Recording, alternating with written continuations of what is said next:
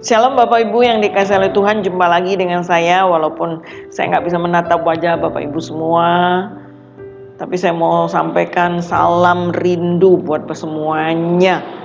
Saya memang benar-benar kangen, kiranya kita tidak akan lama lagi bisa berjumpa dalam ibadah yang sesungguhnya, persekutuan yang real itu yang kita rindukan bersama.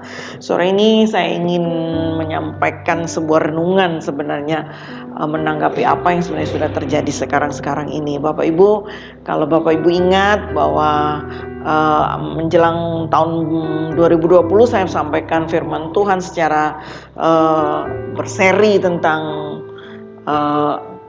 bahwa segala sesuatunya itu akan tergoncangkan dalam Ibrani 12 itu, supaya nyata bahwa Allah yang tidak tergoncang.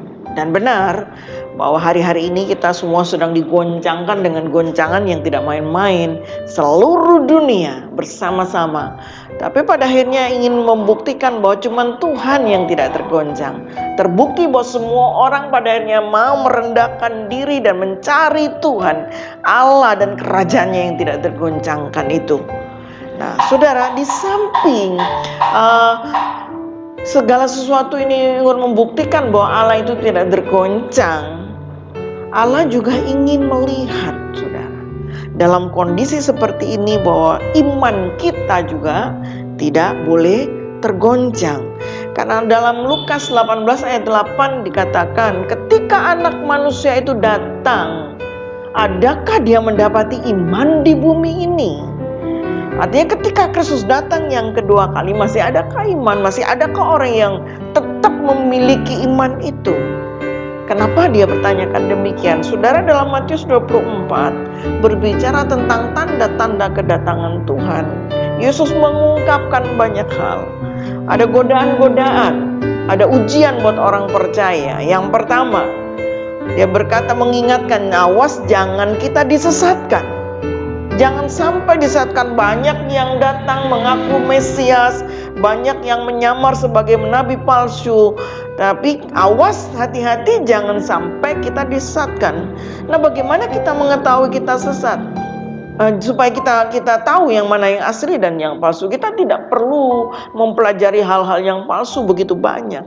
Nah, seperti contoh sederhana bahwa orang-orang bank untuk mengetahui uang itu asli atau palsu, dia hanya belajar satu, mempelajari uang yang asli. Dia pelajari benar-benar keasliannya, diterawang, diraba dan sebagainya, sampai benar dia hafal ini yang asli. Dan ketika dia mendapat yang palsu, dia langsung tahu bahwa ini palsu karena dia sudah tahu yang asli. Untuk itu dalam iman Kristen sedemikian juga saudara Bapak Ibu, kenallah Mesias yang asli.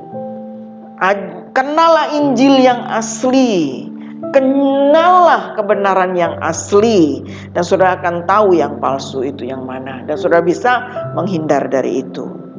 Itu yang pertama.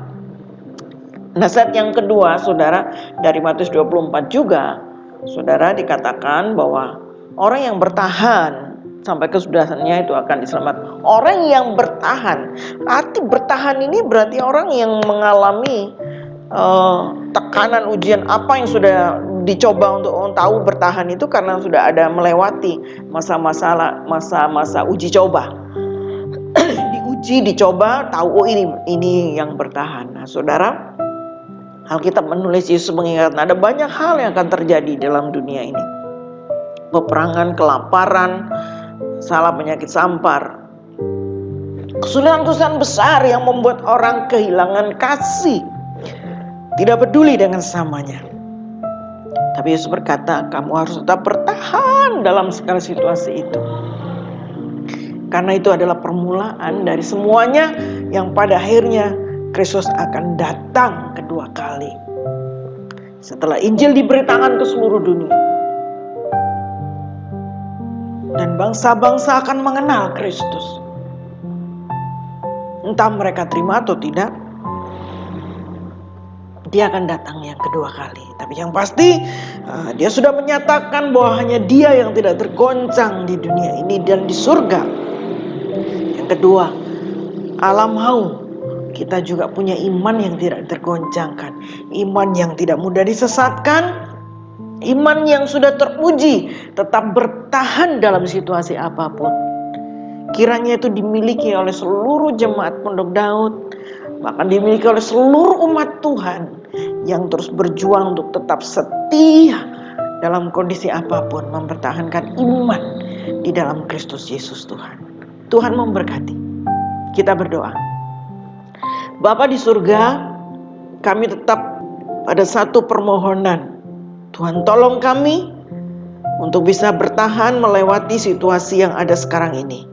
Tuhan, pada waktunya kami akan dilepaskan dan kami akan berjumpa lagi, kami akan beribadah lagi, kami akan membangun iman satu dengan yang lain. Kami akan terus belajar dan bertumbuh di dalam Tuhan. Kami akan bertahan dan sampai kepada Kristus yang datang kedua kali. Terima kasih Bapa, teguhkan, kuatkan umat-Mu menghadapi setiap situasi yang ada. Masalah kelaparan, masalah penderitaan, masalah ekonomi, kekurangan dan sebagainya. Tuhan tetap menyertai kami. Mazmur 23 adalah jaminan buat kami. Engkau gembala kami yang baik. Apapun situasi kami, Engkau tetap menyertai kami. Sebab firman-Mu berkata, kemurahan-Mu, kebajikan-Mu akan menyertai kami sepanjang umur hidup kami. Terima kasih Bapa.